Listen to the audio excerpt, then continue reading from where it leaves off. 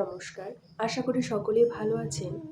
জি দাস ক্রিয়েশনের পক্ষ থেকে আপনাদের সবাইকে জানাই আন্তরিক ভালোবাসা এবং অনেক অনেক শুভেচ্ছা। নববর্ষ গেল, দুর্গাপুজো গেল এবং পাশাপাশি আরও বিভিন্ন উৎসব আনন্দের মুহূর্ত গেল, যেগুলিতে আমরা আমাদের এই চ্যানেলটিতে প্রতিনিয়ত কোনো কন্টেন্ট বা ভিডিও আপলোড করিনি।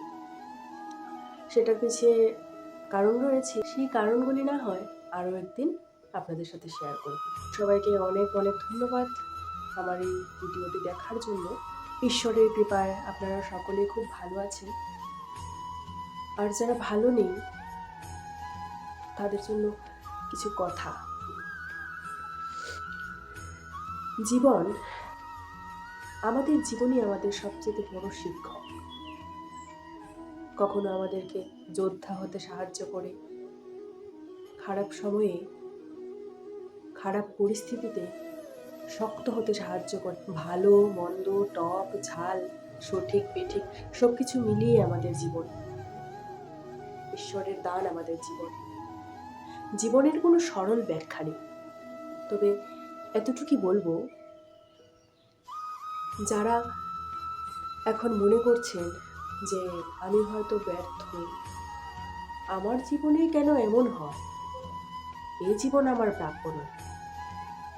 যদি মরে যেতে পারতাম, যদি চিরবিদায় নিতাম। কিন্তু জানেন কি, যেমন ধরুন, আমি তবুও একটি সরল করে ব্যাখ্যা দিচ্ছি। দুধ, আমরা কেউ কেউ অনেক সময় দুধ পছন্দ করি না, কিন্তু ছানা ঠিকই ভালোবাসি। আবার কেউ ছানা পছন্দ করি না, পনির ভালোবাসি। কেউ ছানা, পনির, দুধ কোনোটাই ভালোবাসি না, তবুও দই ভালোবাসি। কিন্তু সেটার মুখ্য বিষয় হচ্ছে দুধ। আর এখানে দুধের সমরূপ যেটি, সেটি হচ্ছে আমাদের জীবন। জীবনে সবসময় সব কিছু নিজের পছন্দ মতো পাওয়া যায় না, করা যায় না। তা বলে জীবনের প্রতি অবহেলা করব, ইচ্ছা রাখবো না বুঝি আর বাঁচার? তা কেমন করে হয় বলুন? ভালো খারাপ, সঠিক বেঠিক সবকিছু মিলিয়ে যদি জীবন হয়, এটা যদি আপনারা মানেনি, তাহলে এটা কেন মানতে পারেন না যে ভালোর পরে খারাপ যেমন আসে, খারাপের পরেও তো ভালো আসে? কোনো কিছু স্থায়ী নয়। জীবন ঈশ্বরের দান। ঈশ্বর আমাদেরকে বেছে বেছে এই পৃথিবীতে আমাদের মনুষ্য রূপে মায়ের কোল থেকে সৃষ্টি করেছেন। কতটা সৌভাগ্যবতী, সৌভাগ্যবান আমরা, সেটা বুঝতে পারেন না বুঝি? জীবন অনেক দামি। জীবনকে ভালোবাসুন। হোক না যে কোনো খারাপ পরিস্থিতি হোক, যে কোনো মন ভাঙার বিষয় হোক, কিন্তু আমাদের ভেঙে পড়লে তো চলবে না। আমাদের শক্ত থাকতে হবে। যখন সামনে কেউ নেই, পেছনে কেউ নেই, তখন শুধু মনে রাখবেন ঈশ্বর আছেন। তিনি মহা শক্তিশালী, মহা দয়াবান। তিনি আছেন। বিশ্বাস, আমাদেরকে বিশ্বাস রাখতে হবে নিজেদের উপর, রাখতে হবে ঈশ্বরের উপর। তবেই না জীবন সুন্দর হবে।